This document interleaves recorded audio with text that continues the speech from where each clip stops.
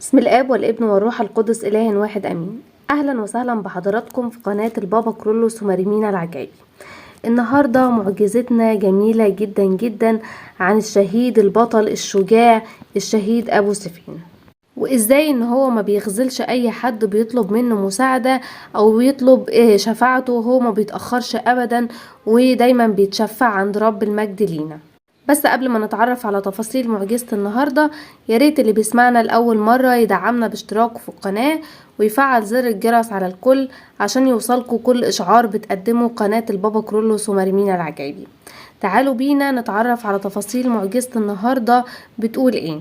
معجزة النهاردة سجلها الأستاذ مينا جابر في 8 يوليو 2018 بالدير العامر بمصر القديمة، وبيقول ان ازاي ربنا اتمجد معاه ببركة طلبات الشهيد ابو سفين. بيحكي ويقول ان كانت علاقته بالشهيد ابو سفين عادية جدا، وكل اللي كان يعرفه عنه انه قديس وبركة لا اكتر ولا اقل، لغاية ما بدأت معاه سلسلة من الاحداث قربته منه جدا جدا وخلته الشفيع بتاعه اللي ما يقدرش يعمل اي حاجة غير لما يطلب منه. تبدأ الحكاية وبتقول ان هو بيحكي ويقول ان هو بيشتغل في ورشة لصيانة العربيات، وفي يونيو 2016 جات له نزلة برد، وبعد ما صحى منها شعر بالتعب، وبمجرد اقل مجهود بيبذله بيحس بصعوبة في التنفس وان هو بيتعب من اقل حاجة. فراح يكشف عند احد الدكاترة اللي اكد له وجود مشكلة في صمامات القلب، ودي كانت صدمة كبيرة بالنسبة له. راح لدكاترة كتير جدا اخصائيين قلب، وقعد يكشف عندهم كتير، وبيقول منهم يعني بيذكر دكاترة منهم الدكتور امير شوقي والدكتور ماجد رمسيس، ودول كان من رأيهم انه لازم تتعمل عملية فورية. وفي الاخر راح لدكتور تاني اسمه الدكتور ايمن حنين، ده اطلع على الاشعاعات اللي هو عملها قبل كده وطلب منه ان هو يعمل اشعة ايكو جديدة، وفعلا عمل الاشعة دي في مستشفى ماري جرجس هليوبلس. والدكتور انزعج جدا واتخض جدا جدا لما شاف الاشاعة، الدكتور اللي بيعمل له الاشاعة يعني بعد ما خلصت وهو بيعمل له بيقول له انت ازاي عايش بحالة قلبك دي؟ انت لازم تعمل عملية فورا وتروح للدكتور اللي انت متابع معاه وتعمل عملية فورا. فاخد الاشعة اللي هو عملها وراح للدكتور ايمن، والدكتور اول ما شاف الاشعة قال له انت لازم تعمل عملية قلب مفتوح ضروري وحالا، لان موجود انسداد وارتجاع في الصمامين الاورطي والمترالي. بعد كده بدأ يسأل عن تكاليف العملية والمستشفى، عرف ان هي بتوصل ل80,000 جنيه. كمان كان بيسأل ناس على موضوع العملية دي، فقال له واحد إن كان عمل عملية قلب مفتوح ده قبل كده يعني، قال له ان هي صعبة جدا، وبعديها عانى من آلام شديدة جدا وتعب شديد جدا، اضطر بعديها ان هو يخش العمليات مرة تانية، يعني خوفه من الموضوع وكده. لكن في 31 يوليو 2016 بيقول راح مع والدته واخته علشان يزوروا كنيسة الست العذراء مريم حلة الحديد في باب الشعرية، وبيقول بترتيب من ربنا حضروا صلاة عشية عيد الشهيد أبو سفين بمناسبة تذكار تكريس أول كنيسة على اسمه. وبعد الصلاة أخد رفات الشهيد أبو سفين في حضنه وقال له بإيمان كده: يا أبو سفين، أنا طول الوقت حاسس بألم شديد في صدري وبضيق في التنفس، لو وقفت معايا في العملية دي هجيب ستر للهيكل بتاعك.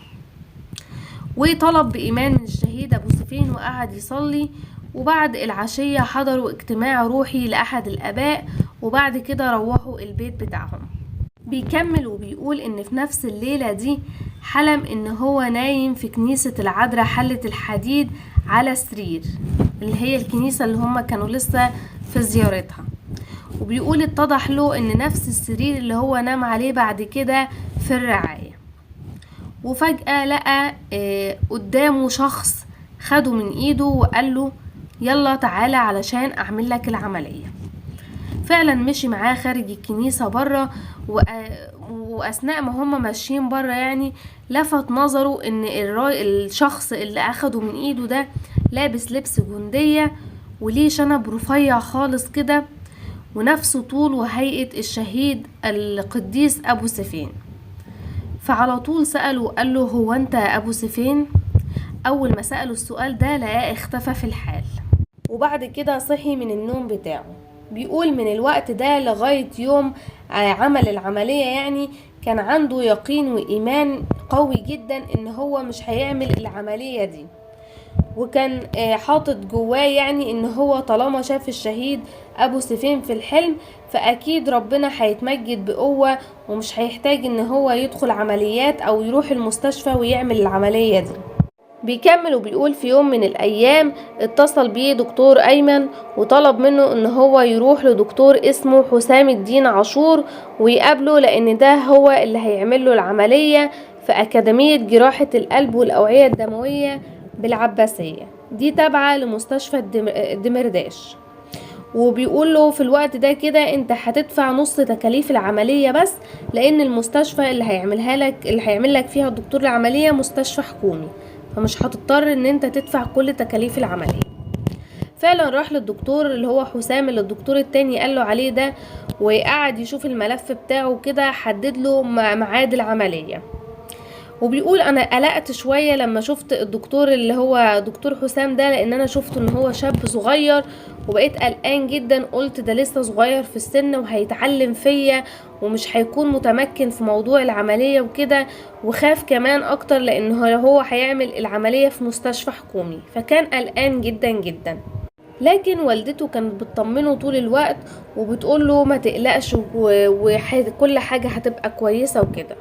لكن هو ما كانش بيبطل طلب الشهيد ابو سفين ويقوله: يا شهيد الرب انا في ايدك، واللي انت شايفه صح اعمله. بيقول بعدها راح المستشفى يوم الاثنين 27 سبتمبر 2016 الساعة 10 الصبح، وبدأ ان هو يعمل فحوصات المعتادة اللي هي تتعمل قبل العملية، وكان عنده جواه ايمان ورجاء كبير جدا ان الدكاترة هيقولوله انت ما عندكش حاجة روح يعني قوم روح خلاص مش هتدخل العمليات. وكان ده بسبب رجائه الكبير في القديس الشهيد ابو سفين.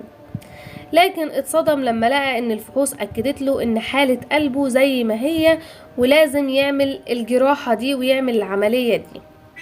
هو حس ان هو متضايق جدا جدا، وحس يعني ان هو خايف كمان. قعد يتكلم مع الشهيد ابو سفين في سره ويقول له: كده تسيبني وانا عشمان فيك؟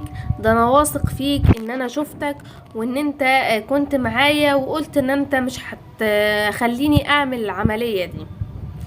وبعد كده دخل اوضة العمليات وهو بيردد: يا رب انا في ايدك، وصلى ابانا الذي. وبعد كده تم تخديره ومحسش بحاجة خالص طول فترة العملية دي. وبيقول والدته واخواته كانوا مستنيينه برا يعني ان هو يخلص العملية ويخرج.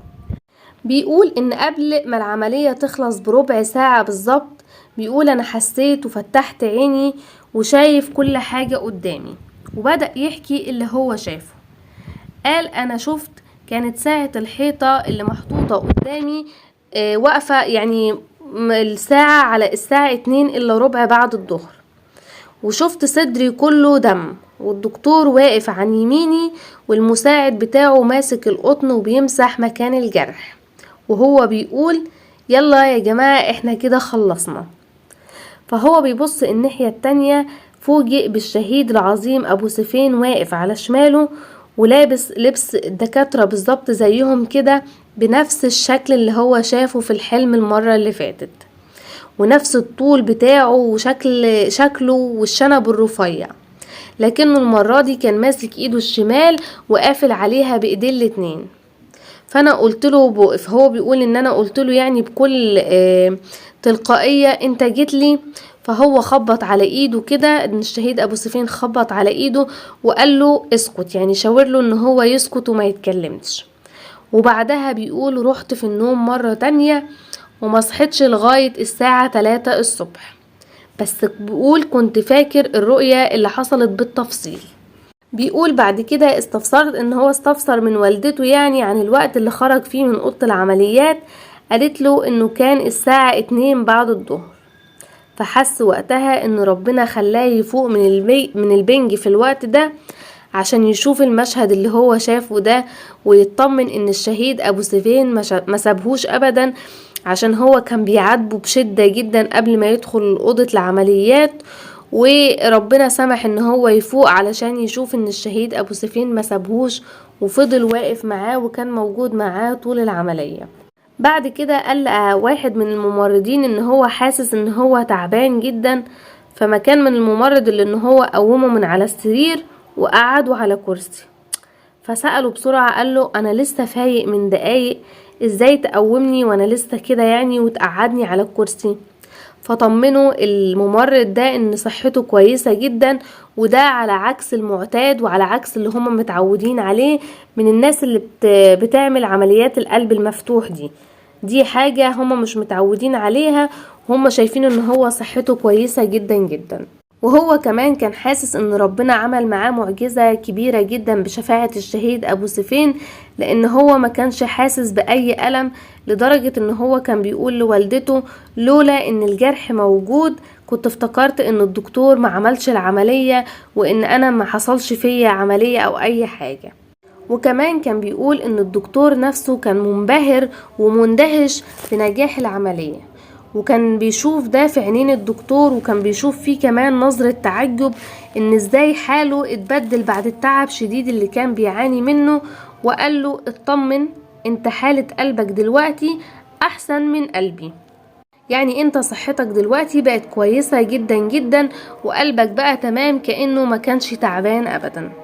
وبيشكر الشهيد ابو سيفين، وبيقول ان ربنا وقف معاه كتير جدا جدا، وخرج من المستشفى بسلام، وما حصلوش اي مضاعفات او اي حاجة حصلت زي ما كانت الناس تانية بتقوله ان هم اضطروا بعد كده تاني ان هم يدخلوا عمليات، لكن هو حس ان ربنا ايده كانت موجودة معاه، وشفاعة الشهيد ابو سيفين كانت معاه، وما حصلوش اي حاجة، وكمل حياته بصورة طبيعية جدا. بركة وشفاعة الشهيد العظيم أبو سيفين تكون معانا آمين. كده بنكون وصلنا لنهاية معجزة النهاردة.